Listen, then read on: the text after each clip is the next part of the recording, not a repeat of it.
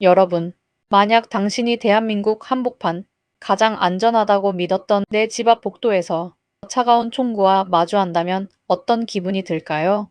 그것도 나를 죽이러 온 자들이 내가 세상에서 가장 잘 아는 내 고향에서 보낸 인간 병기들이라면 말이죠. 1997년 2월 15일 밤 9시 50분 경기도 분당의 한 아파트 14층에서 벌어진 이 사건은 단순한 살인 사건이 아니었습니다.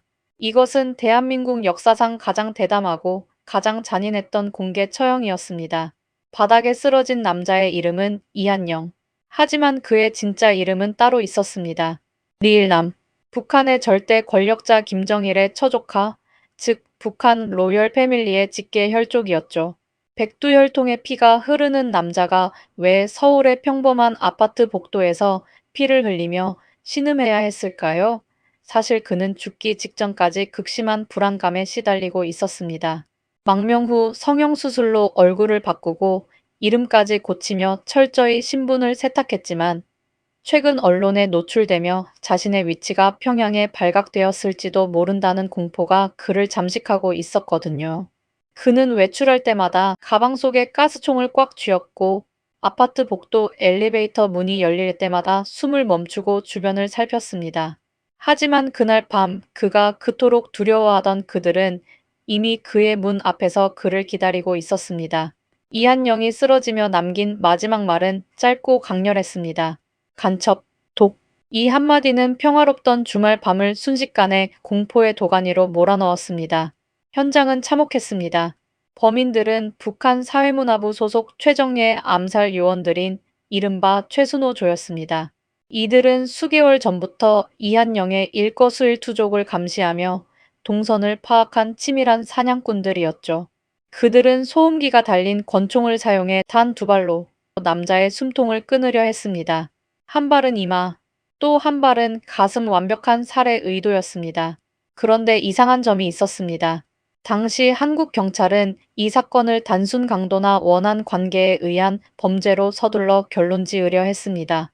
왜 그랬을까요? 당시 1997년은 황장엽의 망명 등 북한 고위층의 이탈이 가속화되던 시기였습니다. 이런 상황에서 서울 한복판에 북한 공작원이 침투해 로열 패밀리를 사살했다는 사실은 국가 안보에 치명적인 구멍이 뚫렸음을 의미했습니다. 정부는 이 남자의 죽음이 몰고 올 후폭풍과 대중의 공포를 감당할 자신이 없었던 겁니다. 하지만 진실은 가릴 수 없었습니다. 북한은 체제 결속을 위해 가장 상징적인 타깃인 이한영을 택해 본보기를 보여준 것이니까요. 이한영. 그는 왜 죽어야만 했을까요? 아니, 그 전에 그는 어떻게 북한의 그 삼엄한 감시망을 뚫고 한국으로 올 수 있었을까요? 그는 평양에서 금수저 중에 금수저로 태어났습니다. 김정일의 총애를 받으며 스위스와 모스크바를 누비던 그가 모든 특권을 버리고 사지로 뛰어든 이유는 단 하나였습니다. 바로 자유라는 치명적인 독배였죠. 하지만 그가 한국에서 누린 자유는 반쪽짜리였습니다. 그는 15년 동안 성형수술로 과거를 지우기 위해 몸부림쳤습니다. 하지만 그가 입을 여는 순간 평양의 분노는 불타올랐습니다. 그가 발설한 비밀들은 김정일 정권의 가장 치욕스럽고 추잡한 민낯, 즉 로열 패밀리의 사생활이었거든요.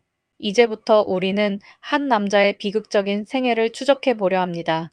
황금으로 치장된 평양의 궁전에서 시작해 분당의 차가운 아파트 복도에서 마침표를 찍기까지. 그가 왜 자신의 목숨을 걸고 로열 패밀리의 비밀을 폭로했는지, 그리고 북한은 왜 15년이라는 긴 시간이 흐른 뒤에도 끝까지 추적해 그를 살해했는지 말입니다. 자, 이제 시간을 돌려보겠습니다. 1982년 스위스 제네바. 한 젊은 유학생의 위험한 일탈이 시작되던 그날로 가보시죠. 그곳에서 그는 절대 넘지 말아야 할 선을 넘고 맙니다. 그 선택이 15년 뒤 자신의 가슴에 구멍을 낼 총탄이 되어 돌아올 줄은 꿈에도 모른 채 말이죠. 그가 리일남이라는 이름으로 살던 시절, 그의 삶은 우리 같은 평범한 사람들은 상상조차 할 수 없는 세계였습니다. 그는 북한의 왕 김정일의 첫째 부인 성혜림의 조카였습니다. 평양 한복판에 자리한 그의 집에는 사계절 내내 신선한 과일이 넘쳐났고 전 세계에서 공수해 온 명품들이 발에 치였습니다. 북한 인민들이 굶주림에 허덕일 때 그는 김정일과 함께 최고급 와인을 마시며 프랑스 요리를 즐겼죠. 하지만 그 화려한 황금빛 저택은 사실 거대한 창살 없는 감옥이었습니다. 모든 대화는 도청되었고 그의 일거수일투족은 충성이라는 이름 아래 감시당했습니다. 리일남은 그 숨막히는 공기 속에서 매일같이 자문했습니다. 이게 정말 내가 원하는 삶일까? 그러던 1982년 그에게 기회가 찾아옵니다. 바로 스위스 제네바 유학이었습니다. 북한의 로열 패밀리만이 누릴 수 있는 특권 중에 특권이었죠. 하지만 평양은 치명적인 실수를 했습니다. 자유의 맛을 한번 본 맹수는 다시는 우리로 돌아가고 싶어 하지 않는다는 사실을 간과한 겁니다. 스위스에 도착한 리일남이 목격한 세상은 충격 그 자체였습니다. 밤새도록 불이 꺼지지 않는 거리, 누구나 자유롭게 정권을 비판하는 신문들, 그리고 무엇보다 사람들의 얼굴에 서린 평온함이 그를 뒤흔들었습니다. 평양에서는 결코 볼 수 없던 표정이었죠. 이 시기 리일남의 심리는 극도로 불안정하면서도 고양되어 있었습니다. 그는 서구의 자유를 동경하면서도 동시에 자신을 감시하는 북한 요원들의 눈길을 느낄 때마다 심장이 얼어붙는 듯한 공포를 느꼈습니다. 그는 점차 자본주의의 맛에 중독되어 갔습니다.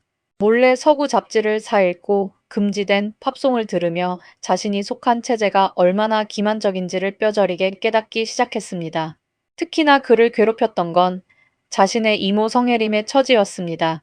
김정일의 아들 김정남을 낳았음에도 불구하고 공식 석상에 나서지 못한 채 유령처럼 살아야 했던 이모의 비극은 곧 자신의 미래처럼 느껴졌습니다. 나도 언젠가 저렇게 버려지지 않을까? 라는 공포가 그를 짓눌렀습니다. 그러던 어느 날 결정적인 사건이 터집니다. 평양으로부터 청천벽력 같은 소식이 전해진 겁니다. 바로 귀국 명령이었습니다. 공부를 마치고 돌아와 체제를 위해 일하라는 명령이었지만 리일남에게 그것은 사형 선고나 다름없었습니다. 다시 그 회색빛 평양으로 돌아가 평생을 거짓과 감시 속에서 살아야 한다는 사실을 그는 도저히 받아들일 수 없었습니다. 이때부터 그의 머릿속엔 단 한 가지 생각뿐이었습니다. 도망쳐야 한다. 여기서 사라져야 산다. 하지만 로열 패밀리의 망명은 목숨을 건 도박이었습니다. 만약 실패한다면 본인은 물론이고 평양에 남겨진 어머니와 누이들은 가혹한 숙청을 피할 수 없었죠. 리일남은 며칠 밤을 뜬 눈으로 지새우며 고뇌했습니다. 가족에 대한 죄책감과 자유에 대한 갈망이 그의 영혼을 갈기갈기 찢어 놓았습니다. 그는 일기에 이렇게 적었습니다. 나는 살고 싶다. 짐승이 아닌 인간으로. 결국 1982년 9월의 어느 새벽, 그는 단출한 짐가방 하나만을 든 채 제네바의 북한 대표부 숙소를 몰래 빠져나옵니다. 그가 향한 곳은 대한민국 대사관이 아니었습니다. 당시로서는 상상도 못할 파격적인 행보, 바로 프랑스 주재 한국 대사관을 거쳐 한국으로 가는 긴 여정을 선택한 것이죠. 그는 자신의 신분을 숨긴 채 파리로 향하는 기차에 몸을 실었습니다. 심장은 터질 듯이 뛰었고 기차 안의 모든 승객이 자신을 잡으러 온 공작원처럼 보였습니다. 검은 선글라스 뒤로 비치는 그의 눈동자는 공포와 희망으로 번갈아 흔들리고 있었습니다. 이제 주사위는 던져졌습니다. 김정일의 조카가 서방세계로 사라졌다는 소식에 평양은 발칵 뒤집혔습니다. 김정일은 경로했고 전 세계에 흩어진 공작원들에게 총동원령을 내렸습니다. 반역자 리일남을 잡아오라. 아니면 그 자리에서 사살하라. 리일남이 한국 땅을 밟기도 전에 이미 그의 등 뒤에는 보이지 않는 총구들이 겨눠지기 시작한 겁니다. 과연 그는 무사히 서울에 도착할 수 있었을까요? 그리고 그를 기다리고 있던 것은 그토록 갈망하던 낙원이었을까요? 아니면 또 다른 형태의 지옥이었을까요? 1982년 김포공항에 내린 리일남의 손에 쥐어진 것은 자유였을까요? 아니면 시한폭탄이었을까요? 대한민국 정부는 이 거물급 망명객을 철저히 숨겼습니다. 그의 존재 자체가 북한을 자극할 최악의 카드였으니까요. 그는 곧바로 수술대에 올랐습니다. 쌍꺼풀을 만들고 코를 세우고 얼굴의 윤곽을 깎아냈습니다. 거울 속에는 더 이상 김정일을 닮은 평양의 리일남은 없었습니다. 오직 한국 사회의 평범한 일원이 된 이한영만이 남았죠. 그는 이름을 바꾸고 얼굴을 지우면 과거의 망령으로부터 완전히 자유로워질 수 있을 거라 믿었습니다. 그는 한국에서 대학을 졸업하고 가정을 꾸렸습니다. 한 여자의 남편이자 아이의 아버지가 되었죠. 겉으로 보기에 그는 완벽한 한국인이었습니다. 하지만 그의 내면은 썩어 들어가고 있었습니다. 매일 밤 그는 꿈을 꾸었습니다. 평양의 보이부 요원들이 문을 부수고 들어와 가족들을 끌고 가는 생생한 악몽 말이죠. 그는 15년 동안 자신이 누구인지 단 한 번도 시원하게 말하지 못했습니다.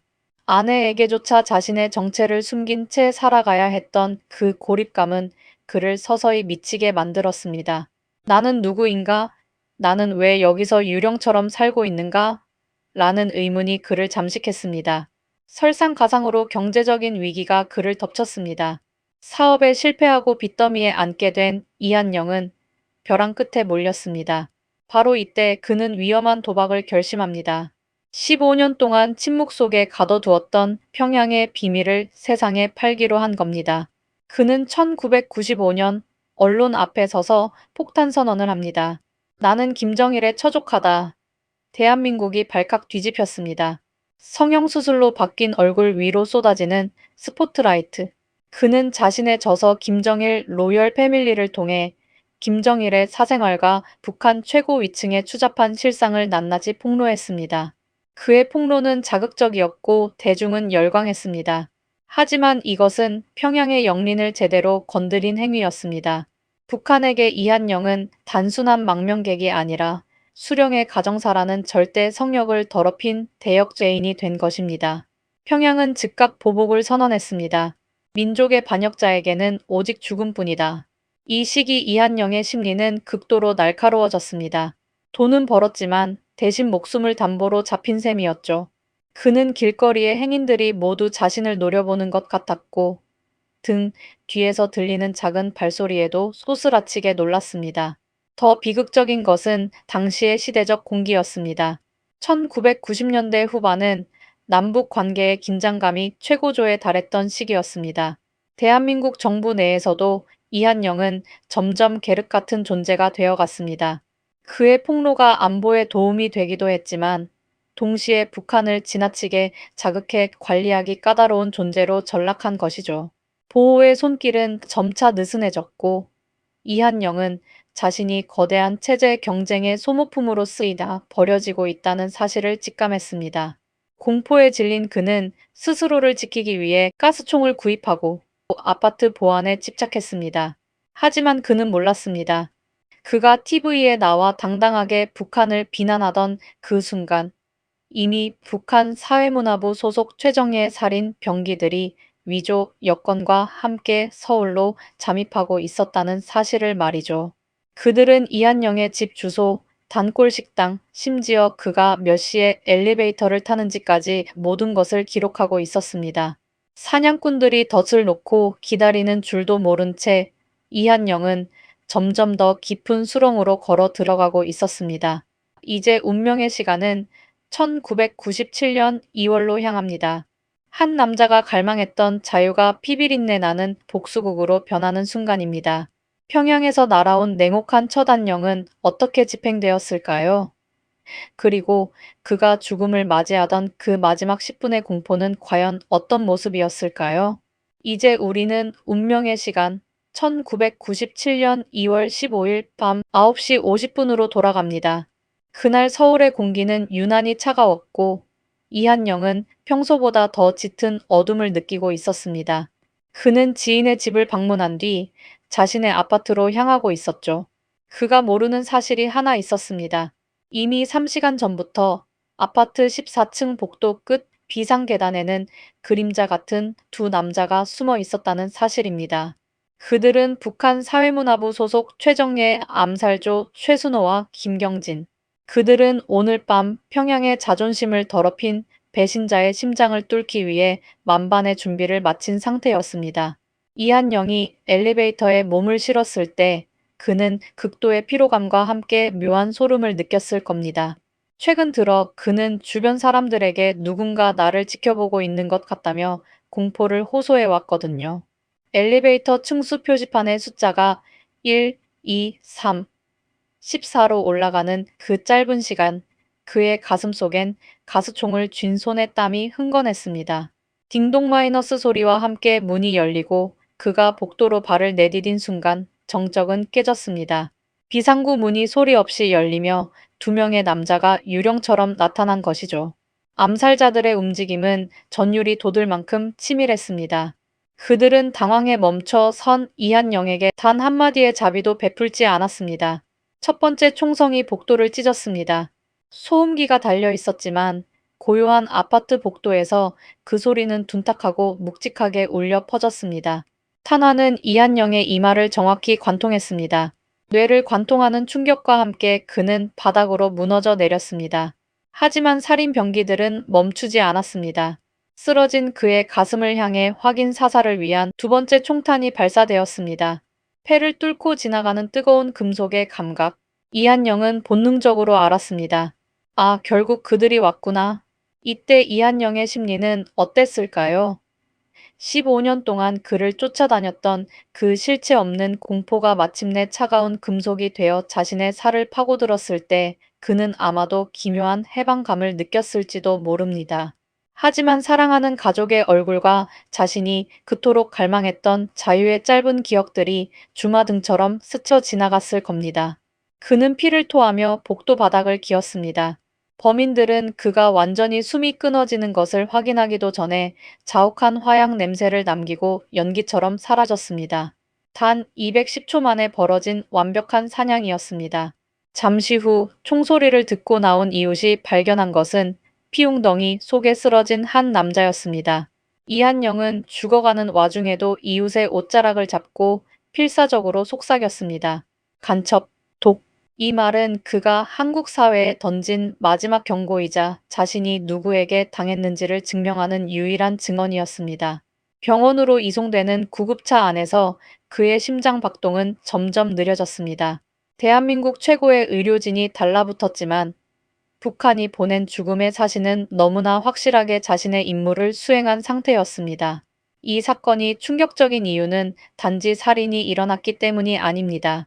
대한민국 수도권의 한복판, 중산층이 모여 사는 평화로운 아파트 단지 안에서 북한의 공작원들이 마치 제 집 안방처럼 드나들며 처형을 집행했다는 사실입니다. 이한영의 이마에 남겨진 총구는 단순히 개인의 죽음을 넘어 당시 대한민국 안보체계의 심장에 구멍이 뚫렸음을 상징했습니다. 평양은 이 소식을 듣고 축배를 들었을 겁니다. 자신들의 치부를 드러낸 대가가 얼마나 처참한지 전 세계에 보여주었으니까요. 결국 이한영은 사건 발생 열흘 만인 2월 25일 영원히 눈을 감았습니다.